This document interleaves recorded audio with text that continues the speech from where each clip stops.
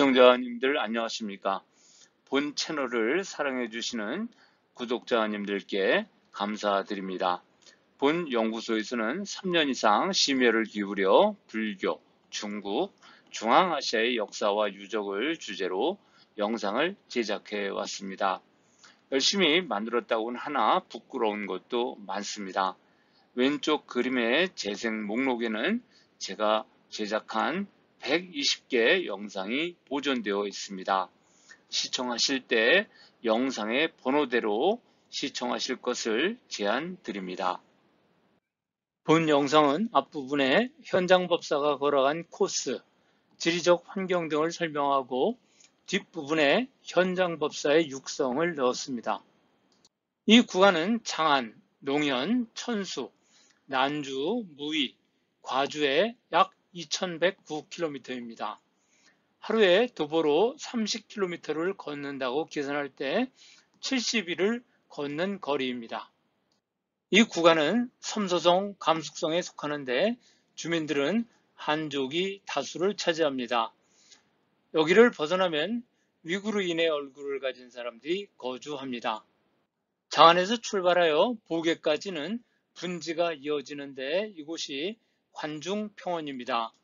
그 앞에 농산 산맥이 가로막는데 과거에는 관롱고도를 통해서 천수로 갔습니다.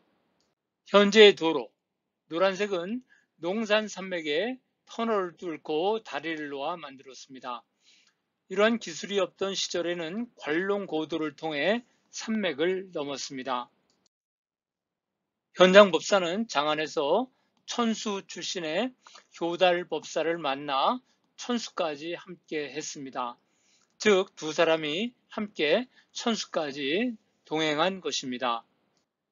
현장 법사는 저 농산의 어느 곳을 통해 농산 산맥을 넘었을 것입니다. 지금 보시는 실핏줄 같은 관롱고도를 통해 산을 넘었습니다. 현장 법사는 천수에서 효달 법사와 헤어지고 난주 사람을 만나 난주까지 동행했습니다. 초행길이라 이쪽 지리를 아는 사람이 필요했을 것입니다. 삭막한 황토고원 사이에 형성된 천수시를 위수가 지나고 있습니다. 위수는 천수를 적시어주고 동쪽으로 흘러 서안에 도달합니다. 천수 남쪽에는 유명한 맥족산 석굴이 있습니다. 현장 법사는 서역으로 가는 길이 바쁜지 이곳에 들렸다는 기록은 없습니다. 천수 다음의 대도시 난주는 황토대지 사이에 황하가 젖줄이 되어 형성된 도시입니다. 한 무제는 흉노를 공격할 때 이곳을 전초기지로 삼았습니다. 한나라 때 금성군으로 불렸던 난주는 감숙성의 성도입니다. 황하의 남북으로 도시가 형성되어 있습니다. 현장 법사는 관말을 끌고 양주로 돌아가는 사람과 함께 양주에 이르러 한 달가량 머물렀습니다. 양주는 지금의 무의입니다. 무의와 같은 오아시스 도시들은 기련산맥의 만년설에 의해 생긴 부채꼴 모양의 선상지에 형성되었습니다. 한 무제는 흉노로부터 이곳을 빼앗고 하서사군을 두었는데 무의라는 이름이 이때 생겼습니다. 과거 흉노는 기련산 일대에서 말을 키웠습니다. 흉노의 군마 목장이었습니다.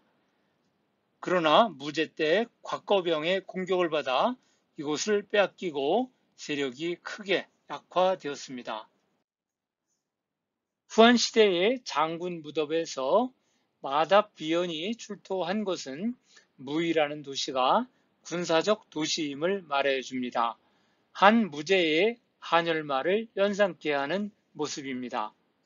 현장 법사는 양주의 승려, 속인들이 열반경, 섭대승론 및 반야경의 강의를 요청해 강의를 해주었습니다. 현장 법사가 양주에 도착했을 때 출국 금지의 문제가 대두하기 시작했습니다. 당나라는 정권 초기라서 백성의 해외 출국을 금지했습니다. 양주 도독 이대량은 현장에 출국을 불허했습니다. 그러자 해위 법사는 2명의 제자로 하여금 현장의 서역행을 몰래 도와주었습니다. 이때부터 현장 법사는 낮에는 잠을 자고 밤길을 걸어 서행했습니다. 중간에 장액을 경유했습니다. 현장 법사는 장액을 지나면서 기록을 남기지 않았습니다. 몰래 출국하는 신분이라 장액에 들리지 않고 우회했을 가능성이 있습니다. 현장 법사는 주천, 숙주를 지나는데 지금은 그 옆에 있는 가욕관성 때문에 가욕관시가 더 유명합니다. 감주, 장액과 숙주, 주천을 합쳐 감숙성이라고 부릅니다. 가욕관성은 만리장성의 서쪽 방어를 상징하는 건축물입니다. 가욕관성은 명대에 만들었으므로 현장법사가 출국할 때는 없었습니다. 현장법사가 과주에 도착했을 때 과주자사 독고달은 그를 극진하게 공양했습니다. 그러나 현장이 타고 온 말도 죽어서 출발하지 못하고 한 달가량이 지났습니다. 때마침 양주에서는 현장을 체포하도록 하라는 통첩이 도착했습니다. 이창이라는 관리가 통첩을 찢어버리고 현장에 출국을 묵인해 줍니다. 현장법사를 수행했던 해림은 돈왕으로 갔고 도정은 돌아가고 혼자가 되었습니다. 현장법사 앞에는 최초의 최대 난관이 기다리고 있었습니다. 그것은 마카연적이라는 사막인데 통과 거리가 300km입니다. 이를 통과하면 이호국, 하미가 나오게 됩니다. 법현 스님은 백룡퇴를 통과하는 노란색 루트를 이용했는데 지금도 실종사고가 많이 일어나는 곳입니다. 현장 법사는 마카연적을 통과해 하미 방향으로 가는 루트를 선택했습니다. 붉은색 루트입니다. 이 루트는 수나라 때부터 이용되기 시작했습니다. 따라서 그 이전에는 백룡퇴로 가는 서쪽 루트를 많이 활용했습니다. 현장법사가 건너려는 마카연적은 자연적 장벽이라 인종적 교류까지 막았습니다. 그 때문에 붉은 선을 경계로 북쪽과 남쪽의 인종 DNA가 다릅니다. 현장법사는 마카연적을 통과할 수단인 말과 안내인을 구하느라 과주에서 머물고 있었습니다. 이렇게 과주에 체류하고 있을 때 마카연적을 건너주겠다는 서역 출신의 호인 석반타가 나타났습니다. 석이라는 성은 타슈켄트 출신을 가리킵니다. 마카연적의 300km를 건너는 이야기는 다음 영상에 계속됩니다. 현장법사는 마카연적에서 첫 번째 생명의 위기를 맞게 됩니다. 장안을 출발하다. 나는 황제의 칙명을 어기고라도 떠나기로 했습니다. 정관 3년, 서기 629년, 가을 8월, 저는 마침내 길을 떠나기로 결심했습니다. 동료들과 함께 상소를 올렸습니다. 천축국으로 가서 법을 구하고자 하오니 허락해 주시옵소서. 하지만 돌아온 것은 냉담한 답변이었습니다. 불허한다. 조칙은 단호했습니다. 당나라의 국경은 아직 안정되지 않았고 백성들이 함부로 국경을 넘는 것을 금지한다는 것이었습니다. 동료들이 하나둘 포기했습니다. 법사님 어쩔 수 없습니다. 황제의 명을 어길 수는 없지 않습니까? 그들의 눈에는 체념이 가득했습니다. 하지만 저는 물러설 수 없었습니다. 밤마다 저는 고민했습니다. 황제의 명을 거역하는 것은 큰 죄입니다. 만약 붙잡힌다면 엄한 처벌을 받을 것입니다. 심하면 목숨을 잃을 수도 있습니다. 하지만 다른 한편으로 생각했습니다. 법을 구하는 것과 황제의 명령, 어느 것이 더 중요한가? 중생의 고통을 해결하는 것과 세속의 법규, 어느 것이 우선인가? 부처님의 말씀이 떠올랐습니다. 진리를 위해서라면 목숨도 아까워하지 말라. 저는 결심했습니다. 몰래라도 가겠습니다. 출발하기 전날 밤, 저는 다시 한번 부처님 앞에 예를 올렸습니다. 세존이시여, 제가 지금 황제의 명을 어기고 떠나려 합니다. 이것이 옳은 일인지 상서로운 징조를 보여주소서. 그날 밤 꿈을 꾸었습니다. 큰 바다 한가운데 수미산이 솟아 있었습니다. 4가지 보배로 만들어져 장엄하고 아름다웠습니다. 저는 그 산에 오르고 싶었습니다. 하지만 거대한 파도가 일렁이고 있었습니다. 배도 없었습니다. 보통 사람이라면 두려워서 포기했을 것입니다. 그러나 저는 두려워하지 않았습니다. 결심하고 물속으로 들어갔습니다. 그 순간 기적이 일어났습니다. 돌로 된 연꽃이 제 발걸음을 따라 파도 위에 솟아올랐습니다. 한 발짝 내디디면 연꽃이 나타났고 발을 떼면 사라졌습니다. 그렇게 산 기슭에 도착했습니다. 산은 험준했습니다. 도저히 오를 수 없을 것 같았습니다. 하지만 몸을 힘껏 뛰어 올렸습니다. 그러자 거센 바람이 불어와 제 몸을 산 꼭대기까지 밀어 올려주었습니다. 정상에서 사방을 둘러보니 환하게 트여 있었습니다. 장애물이라고는 아무것도 없었습니다. 눈을 떴습니다. 가슴이 두근거렸습니다. 이것입니다. 이것이 부처님의 허락입니다. 비록 험난하지만 갈 수 있습니다. 결심만 굳으면 도달할 수 있습니다. 출발 그리고 추격. 그날로 떠났습니다. 26세의 나이였습니다. 나는 진주로 가는 효달 법사를 만났습니다. 그는 장안에서 열반경을 배운 분이었는데 마침 고향으로 돌아가는 길이었습니다. 함께 가기로 했습니다. 나는 진주에서 효달법사와 헤어졌는데 운 좋게도 난주로 가는 한 사람을 만나 그 뒤를 따랐습니다. 난주에서는 관마를 끌고 양주로 가는 사람이 있어서 그를 따라 양주로 갔습니다. 양주는 하서 지방의 중심 도시였습니다. 서번과 파미르 고원 서쪽의 여러 나라와 접촉하는 곳이라 상인들의 왕래가 끊이지 않았습니다.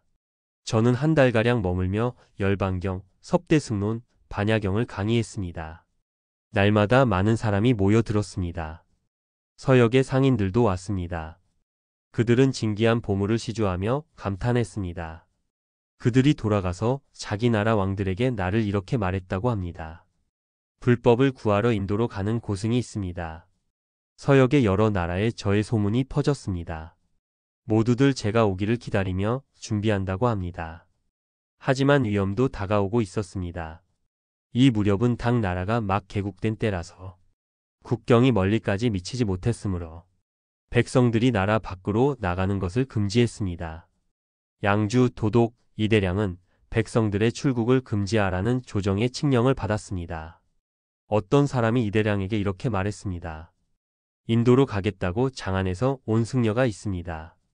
왜 그러는지는 알지 못하겠습니다. 이대량은 내가 출국 금지의 칙령을 위반하지나 않을까 걱정하여 내게 양주에 온 이유를 물었습니다. 나는 서방으로 불법을 구하러 가고자 합니다. 라고 말했습니다. 이 말을 듣고 이대량은 내게 장안으로 돌아가라고 압박했습니다. 양주에서 나는 해위 법사를 알게 되었습니다. 해위 법사는 나의 강의와 논리를 중하게 여기고 있었던 데다가 또 법을 구하러 간다는 말까지 듣고는 매우 기뻐했습니다. 그래서 몰래 해림과 도정이라는 두 제자를 보내어 내가 서역으로 떠날 수 있도록 해주었습니다. 나는 들키지 않게 낮에는 잠을 자고 밤길을 걸어 마침내 과주에 이르렀습니다. 이때 과주 자사 독고달이 내가 왔다는 말을 듣고 매우 기뻐하며 나를 극진하게 공양했습니다. 내가 어떤 사람에게 서역으로 가는 길을 물었더니 그는 이렇게 알려줬습니다. 여기서부터 북쪽으로 50여 리를 가면 호르아가 나옵니다. 강이 하류는 넓고 상류는 좁아서 물살이 세고 깊어 건널 수가 없습니다. 상류로 가면 옥문관이 설치되어 있는데 반드시 그곳을 거쳐야만 합니다. 옥문관의 서북쪽에는 5개의 봉화대가 있는데 그곳에는 감시병이 있습니다. 각 봉화대 사이의 거리는 100리 정도가 되며 그 중간에는 물과 초목이 없습니다. 그 5 봉화대의 북쪽은 곧 마카연적이며 이호국의 국경이 됩니다.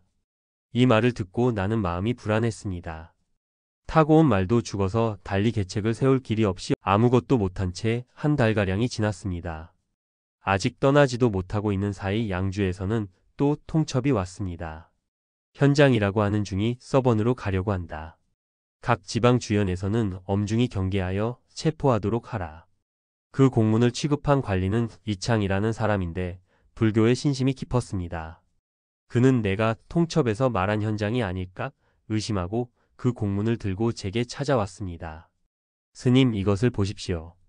스님이 여기에 적힌 분이 아니십니까? 공문을 읽는 동안 제 손이 떨렸습니다. 붙잡히면 끝입니다. 장안으로 압송되어 처벌받을 것입니다. 서방으로 가는 꿈은 영원히 사라질 것입니다. 내가 머뭇거리며 대답하지 못하자 이창이 말했습니다. 법사께서 사실대로 말씀하신다면 이 제자가 반드시 도와드리겠습니다. 저는 망설였습니다. 인정해야 할까요? 부인해야 할까요? 하지만 거짓말을 할 수는 없었습니다. 나는 그렇다고 인정했습니다. 이창의 눈빛이 변했습니다. 하지만 적대감이 아니었습니다. 오히려 존경심이었습니다. 법사께서 정말로 법을 구하러 가신다면. 그는 잠시 망설이다가 말을 이었습니다. 제가 이 문서를 찢어버리겠습니다. 그리고 내 앞에서 통첩장을 찢어버리고는 이렇게 말했습니다. 법사께서는 어서 떠나십시오. 저는 눈물이 핑 돌았습니다. 이렇게 위험을 무릅쓰고 저를 도와주는 사람이 있다니. 법을 위하는 마음이 이렇게 사람의 마음을 움직이는 것입니다. 시주님, 이 은혜를 어찌 갚겠습니까? 은혜가 아닙니다. 법사님께서 구해오실 법이야말로 우리 모두를 위한 것입니다. 부디 무사히 다녀오십시오. 그런데 근심과 걱정이 더해갔습니다. 효달법사와 함께 온 해림과 도정, 두 제자 중 도정은 이미 도낭으로 떠났고 해림은 더 이상 함께 갈 수 없었습니다. 저는 그를 돌려보냈습니다. 혼자가 되었습니다. 과주의 자사 독고달이 저를 환대했지만 저는 초조했습니다. 여기서부터 어떻게 가야 합니까? 사람들은 이렇게 말했습니다. 반드시 감시병이 지키는 옥문관을 통과해야 하고 옥문관 밖에는 5개의 봉화대가 나오는데 이곳은 물이 없습니다. 봉화대 북쪽에는 마카연적이라는 800리 사막이 기다리고 있습니다. 들으면 들을수록 암담했습니다. 어떻게 혼자서 그 험한 길을 갈 수 있단 말입니까? 타고 온 말마저 죽었습니다. 한 달가량 어찌할 바를 모르고 지냈습니다. 그 사이 양주에서 또 통첩이 내려왔는데 이창이라는 관리가 덮어준 것입니다. 더 이상 머뭇거릴 수 없었습니다. 절의 미륵보살상 앞에 앉았습니다. 보살님, 저는 지금 막막합니다. 말도 없고 길을 아는 사람도 없습니다. 어떻게 해야 옥문관을 넘을 수 있겠습니까? 간절히 기도했습니다. 밤새도록 기도했습니다. 보살님, 제가 가는 길이 옳은 길이라면 제게 안내인을 보내주소서. 제가 법을 구하는 것이 중생을 위한 일이라면 제게 한 필의 말을 보내주소서. 그날 밤 절에 머물고 있던 호승 달마가 꿈을 꾸었는데 그의 꿈에 제가 한 송이 연꽃 위에 앉아서 서방으로 갔다고 합니다. 이상하게 여긴 달마는 아침 일찍 찾아와서 꿈 이야기를 했습니다. 법사님, 제가 이상한 꿈을 꾸었습니다. 저는 그의 꿈 이야기를 들으며 가슴이 뛰었습니다. 나는 출발을 해도 되는 좋은 징조라며 기뻐했습니다. 하지만 겉으로는 태연한 척했습니다. 꿈이란 허망한 것인데 어찌 그런 말을 믿겠습니까?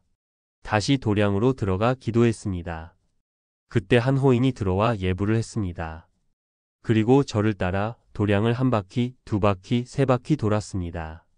성함이 어떻게 되십니까? 성은 석이고 이름은 반타입니다.